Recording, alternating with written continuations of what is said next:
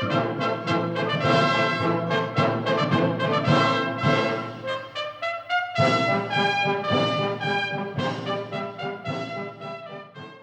guys, this is John Legrandzilla, and I wanted to do a video about building and painting a Godzilla model from start to finish, which I don't think I've really done that very well.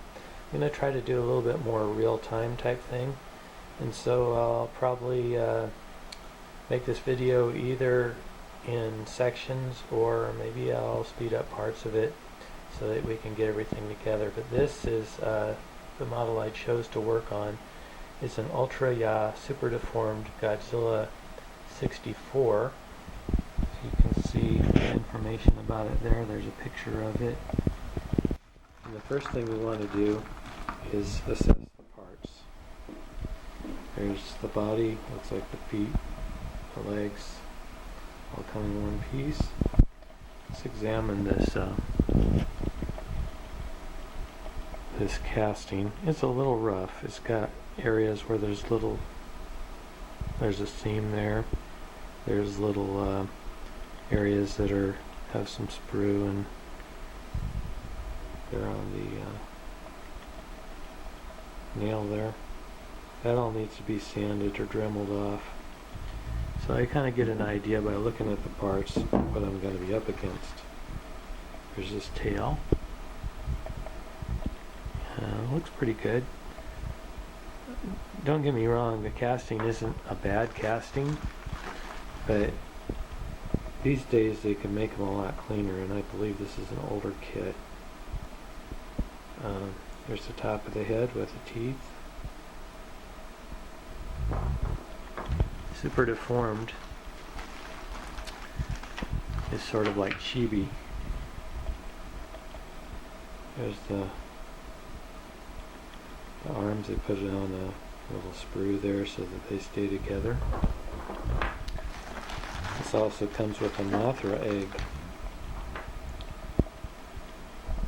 and I see the Mothra egg doesn't really have, it's got a little bit of a rough spot here. I don't know what the pinhole is. Maybe they expect you to pin it to the base so that it doesn't roll around. But the base does have a name, which I prefer it wasn't there, but I could take it off if I want, or maybe I'll just go with it. And a place for the egg to sit. Okay, so it's going to sit like that somewhere. And then there's a place for the tail and the feet to go. So it sits on there like that. So we kind of get an idea of what we're going for. The instructions are in Japanese.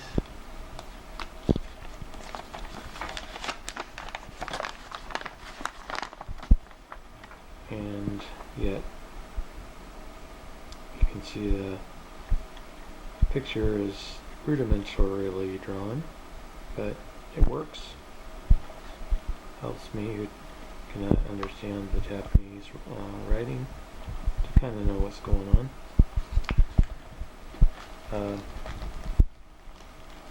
Here's the fins and the bottom jaw, which they have put in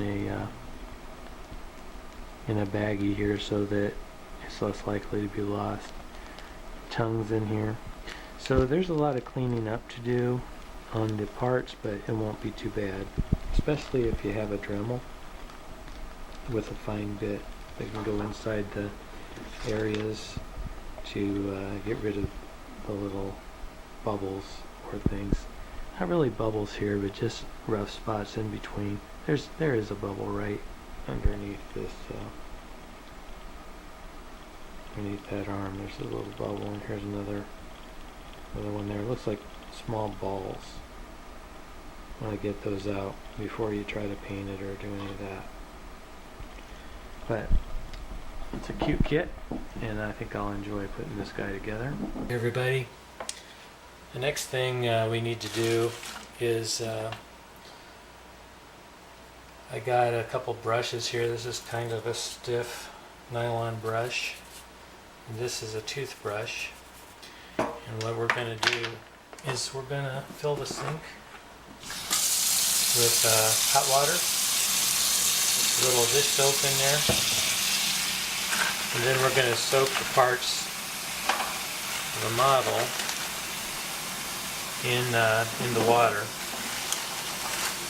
The reason why you do that is because when you have resin or vinyl kits, they come from molds, and the molds have a release agent. The release agent sometimes can get stuck on the surface of the model, particularly in places such as inside small areas. So I'm going to, you notice I put the stopper in there because I don't want any of my parts disappearing. So I'll let them soak in there, and I'm going to start out with this one here. I'm just going to scrub it. Sometimes that takes off some of the excess flashing, but if you have a kit that has a lot of really fine detail, you want to be careful doing this. Most of the time those kind of details are things you glue on and they don't try to mold onto the kit.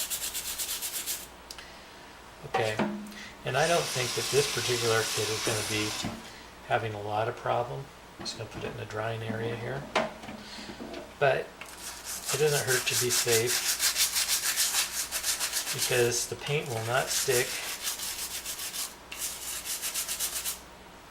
or I should say the paint can come off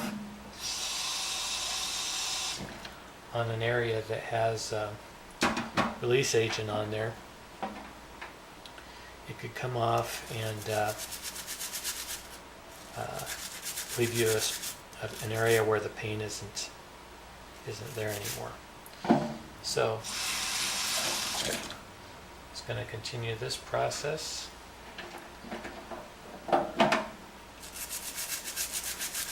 Until I get all these pieces nice and brushed. When I rinse them off, the thing you want to be really careful about is make sure you account for all your parts before you take that stopper out, especially if there's a lot of suds in here, because you don't want the tongue or some small part going down the drain. So what you might want to do is, in some cases, use a little bowl or something to wash it in. Sometimes I have kits that are really big. This is a very, very small kit, and so I don't have to worry about the sink or a bowl being too small. But in some cases I need a sink, and that's not even big enough. Usually it's going to work for the parts, but I think just about got them. What I have left, I have the tail, and I should have a tongue in here. That's the part I hopefully will not lose.